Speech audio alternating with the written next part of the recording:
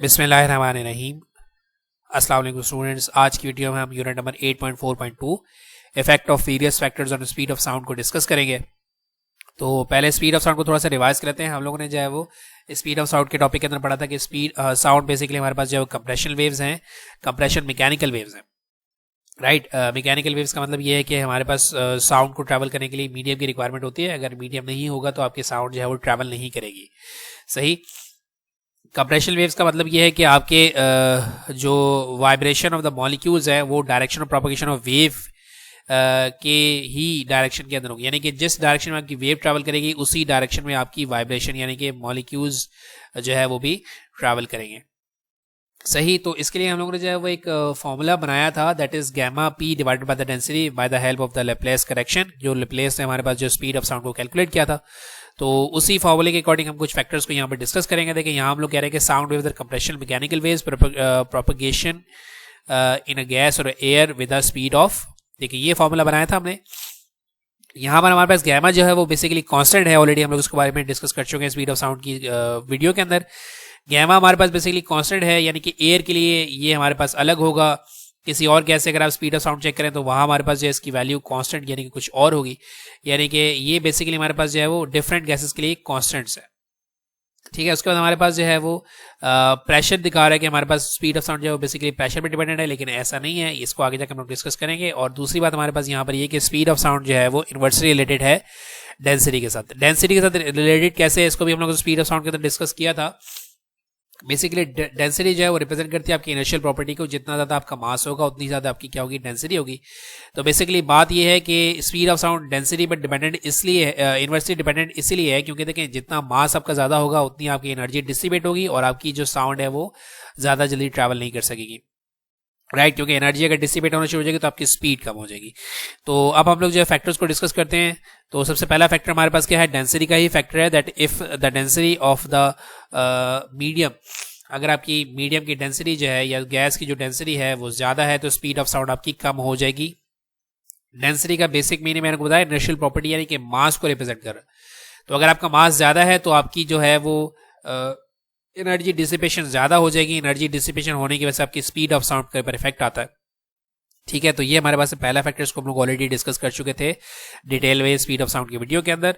तो सेकंड हमारे पास जो है वो सेकंड इफेक्ट हमारे पास क्या है, मॉइस्चर।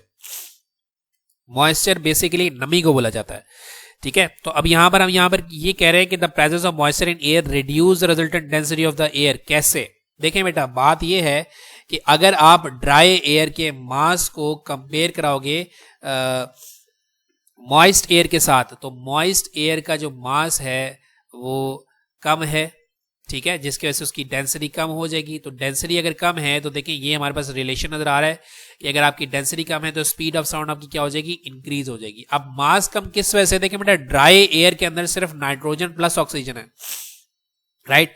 तो नाइट्रोजन और ऑक्सीजन का अगर आप मॉलिक्यूलर वेट देखेंगे और इसको कंपेयर कराएंगे वाटर मॉइस्ट एयर के साथ, मॉइस्ट एयर के अंदर बेसिकली क्या होता है कि आपके एयर मॉलिक्यूल्स आ जाते हैं।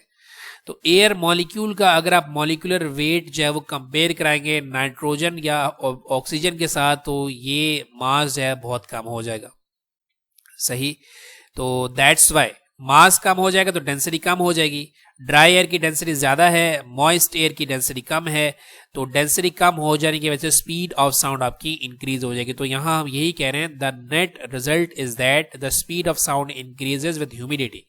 ह्यूमिडिटी का मतलब ये है कि आपकी हवा के अंदर नमी ज्यादा होगी तो आपकी साउंड जो है वो तेजी से ट्रैवल करेगी। क्यों, क्योंकि मास कम हो जाएगा यानी कि डेंसिटी कम हो जाएगी और स्पीड बढ़ जाएगी। Hence the velocity of the sound in damp air is greater than its value in dry air. Damp air का मतलब है कि ह्यूमिड एयर ज्यादा होगी तो वहां पर जल्दी ट्रैवल करेगी स्पीड साउंड, जबकि अगर आप ड्राई एयर की बात करें तो वहां मास ज्यादा है, मास ज्यादा यानी कि डेंसिटी ज्यादा है तो स्पीड आपकी क्या हो जाएगी, कम हो जाएगी। ये हमारे पास सेकंड जो है वो इफेक्ट। थर्ड इफेक्ट हमारे पास जो है वो थोड़ा सा इंटरेस्टिंग है, that is called the pressure. देखिए स्पीड ऑफ साउंड आपकी प्रेशर के ऊपर डिपेंडेंट नहीं है, तो फिर ये फॉर्मूले के अंदर मुझे प्रेशर क्यों नजर आ रहा है, तो इस प्रेशर को हम लोग यहाँ पर थोड़ा सा डिस्कस करते हैं। देखें speed of sound is independent of its pressure, ये थोड़ा सा सरप्राइजिंग है। Speed of sound in air is given as, देखें हम इसी इक्वेशन को लेकर चलते हैं फिर ये हम लोग चेक करते हैं कि क्या वाकई ही हमारे पास जो है ये प्रेशर पर डिपेंडेंट है या नहीं है। For 1 mole of an ideal gas having volume V and pressure P and temperature at temperature T we can write. अगर मैं 1 मोल की बात कर रहा हूं तो जनरल गैस इक्वेशन मेरे पास क्या हो जाएगी, ideal general gas equation that is P equals to basically NRT होती है. अगर मैं मोनोटोमिक गैस की बात करूं तो क्या हो जाएगा, आरटी हो जाएगा. राइट, यहां से अगर मैं वॉल्यूम की जो है वो वैल्यू निकालो तो क्या हो जाएगा, RT divided by pressure. Right, तो डेंसिटी हमारे पास क्या होती है, डेंसिटी होती है मास पर यूनिट वॉल्यूम. तो यहां पर मैं वॉल्यूम की अगर वैल्यू पुट कर लूं तो मेरे पास क्या हो जाएगा, mass divide by RT divide by the pressure. सही, तो अगर मैं इसको थोड़ा सा और सिंप्लीफाई करूं तो ये प्रेशर क्योंकि डिनोमिनेटर में ऊपर जाके मास से मल्टीप्लाई हो जाएगा, तो डेंसिटी हमारे पास क्या हो जाएगी, mass into pressure divided by the general gas constant multiply by the temperature. तो इसको अगर मैं स्पीड ऑफ साउंड वाली इक्वेशन जिसको मैंने 1 का नाम दिया था उसके अंदर पुट करूंगा तो ये क्या हो जाएगा, गैमा पी तो अपनी जगह पे डिवाइडेड बाय डेंसिटी की जगह क्या आ जाएगा, M P divide by R T. देखिए प्रेशर से आपका प्रेशर कैंसिल आउट हो जाएगा और आपके पास क्या रह जाएगा, gamma divide by M divide by R into T. यानी कि इसको आप मजीद सिंप्लीफाई करेंगे तो क्या हो जाएगा, gamma R T divided by M. तो बेटा हमें यहाँ पर ये बात नजर आ रही है कि बेसिकली अगर आप इन फैक्टर्स को देख रहे हैं ना तो ये तीनों फैक्टर ही कांस्टेंट है, गैमा भी आपका जो है वो जनरल गैस कांस्टेंट भी और मास भी. तो वेलोसिटी ऑफ साउंड जो है वो बेसिकली डिपेंड होगी किसके ऊपर, टेम्परेचर के ऊपर. अब इसको भी आगे जाकर हम लोग डिस्कस करेंगे, लेकिन फिलहाल थोड़ा सा मैं आपको जो है वो बता देता हूं कि देखें हमें ये बात पता है कि अगर ऑब्जेक्ट का मतलब कि मेरे पास लेट कर लेंगे सिलेंडर के अंदर एक गैस है, जब मैं उसके टेम्परेचर को बढ़ा देता हूं तो वाइब्रेशन ऑफ मॉलिक्यूल्स बढ़ जाती है. तो हमें पता है कि वाइब्रेशन ऑफ मॉलिक्यूल्स बढ़ जाती है तो साउंड जो है वो भी by using the vibration he travel कर रही है. तो जब वाइब्रेशन बढ़ जाएगी तो आपकी साउंड जो है वो तेज से ट्रैवल करना स्टार्ट कर देगी. सही, so that's why velocity of sound is directly proportional to the temperature of the medium. Right, अगर एयर का टेम्परेचर ज्यादा होगा तो साउंड जल्दी ट्रैवल करेगी, एयर का टेम्परेचर कम हो जाएगा तो साउंड जो है वो कम ट्रैवल करेगी due to the reduced vibration of the molecules if the temperature is decrease. सही, आगे चलते हैं, टेम्परेचर की बात ही हम लोग करेंगे. देखें ये हमें क्वेश्चन दिखा रही है कि हमारे पास जो है ये इंडिपेंडेंट ऑफ प्रेशर है. फिर हम लोग बात करते हैं टेम्परेचर की. देखें यहाँ हमें नजर आ रहा है कि वेलोसिटी ऑफ साउंड जो है वो डायरेक्टली डिपेंडेंट है टेम्परेचर के ऊपर. तो हम यहाँ पर यही बात बोल रहे हैं कि that the speed of sound is directly proportional to the square root of the absolute temperature of the gas.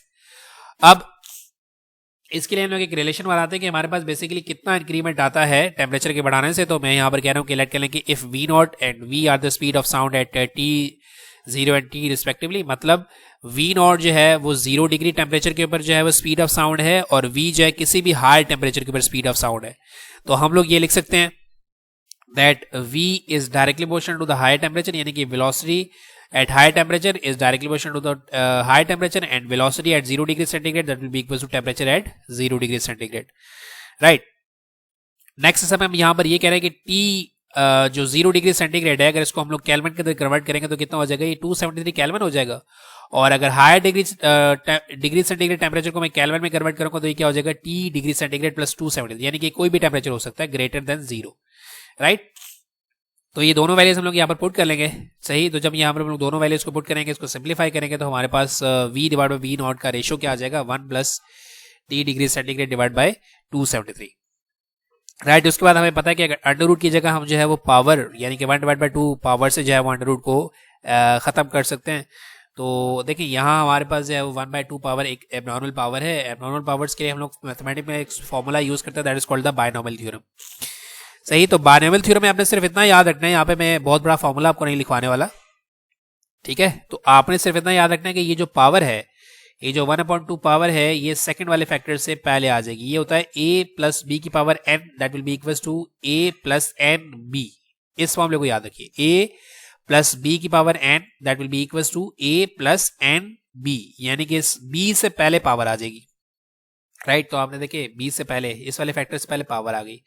देखिए 1 डिग्री सेंटीग्रेड से मल्टीप्लाई होगा तो वो तो वही रहेगा, लेकिन 273 को आप 2 से मल्टीप्लाई कराओगे तो कितना हो जाएगा, 546. राइट, अब हमें क्योंकि रिलेशन निकालना है तो मैं V को यहीं रखता हूँ, V नोट को वहां ले जाऊंगा, V नोट को मल्टीप्लाई करवा दूंगा दोनों फैक्टर्स के साथ. राइट, अब देखिए ये मेरे पास क्या थी, वेलोसिटी एट 0 डिग्री सेंटीग्रेड. तो velocity at 0 degree centigrade Laplace ने कलेक्ट की थी कितनी, 3 जो है वो कैलकुलेट की थी, that is 332 metre per second. तो हम यहाँ पर वेलोसिटी को पुट कर लेंगे. सही, तो यहाँ हमारे पास जो है वेलोसिटी ऑफ साउंड आ गया, यानी कि V नॉट की जगह क्या आ गया, 332 मीटर पर second multiply by T not degree centigrade divide by 546. Right, तो जब इसका रेशियो मैं निकालूंगा तो मुझे ये नजर आ रहा है कि speed of sound at high temperature that will be equal to 0 degree centigrade की वेलोसिटी प्लस टेम्परेचर टाइम्स 0.61, यानी कि आपकी जो वेलोसिटी एट हाई टेम्परेचर है वो 0 डिग्री सेंटीग्रेड से ज्यादा हो जाएगी, बढ़ जाएगी। कितने फैक्टर से? 0.61 times temperature in degree centigrade से। तो यहाँ अगर मैं V0 निकालने की बात करूं तो इसको मैं वहां जो है वो शिफ्ट कर दूंगा, तो क्या हो जाएगा, हाई टेम्परेचर में से आप जो है वो 0.61 टाइम्स टेम्परेचर को निकाल लेंगे तो आपके पास जो है वो 332 मीटर पर सेकेंड वेलोसिटी आनी चाहिए।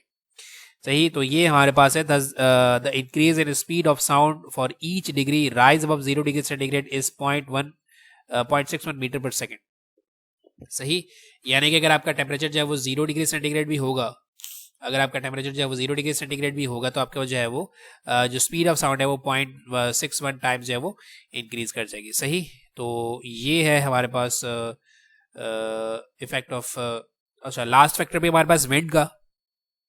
देखिए बेटा, ये बात हमें पता है कि अगर हम साउंड विंड की डायरेक्शन में बोलते हैं तो हमारी साउंड जो है वो ज्यादा दूर तक ट्रैवल करती है, यानी कि स्पीड बढ़ जाती है।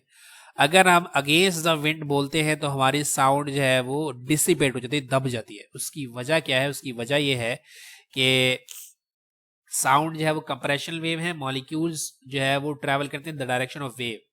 तो डायरेक्शन ऑफ वेव की डायरेक्शन में एक और वेव आ रही है तो वो आपकी स्पीड को और मजीद इंक्रीज करवा देगी। लेकिन अगर आप ऑपोजिट साइड पर जाओगे तो वो आपकी वेलोसिटी को डिक्रीज यानी कि रेजिस्ट करेगी, राइट। तो यहां हम कह रहे हैं कि if the air carrying sound waves is itself moving, अगर जो है वो एयर जो है वो साउंड वेव को कैरी किए हुए है और वो खुद भी मूव कर रही है, the speed of sound in the direction of wind relative to the ground is v plus V W. यहां पर v जो है वो स्पीड ऑफ साउंड है और वी डब्ल्यू जो है वो स्पीड ऑफ विंड है। तो देखिए ये दोनों एक दूसरे के इफेक्ट को इंक्रीज करेंगे, while against the wind is v minus V dash, यानी कि यहां पर आपकी जो विंड की जो वेलोसिटी है वो आपकी स्पीड की वेलोसिटी को डिक्रीज करेगी, where V W is the speed of wind and V is the speed of sound. Simple और जनरल सी बात ये है कि साउंड मतलब कि आप जो है वो एयर की डायरेक्शन में बोलेंगे, एयर की डायरेक्शन में साउंड को ट्रैवल करा रहे हैं तो उसकी वेलोसिटी बढ़ जाएगी। अगर आप एयर की डायरेक्शन के अगेंस्ट साउंड को ट्रैवल कराने की कोशिश करें तो आपकी वेलोसिटी डिक्रीज हो जाएगी। तो ये हमारे पास थे factors affecting the speed of sound in air. सही, अगर कोई क्वेश्चन है बेटा तो आप क्वेश्चन कर लीजिएगा, इंशाल्लाह उसका मैं आंसर कर दूंगा। नेक्स्ट वीडियो में इंशाल्लाह हम लोग जो है एक्सरसाइज की तरफ चलेंगे और उसके बाद इंशाल्लाह हम लोग जो है नेक्स्ट चैप्टर पर चलेंगे। सही, thank you very much and Allah Hafiz.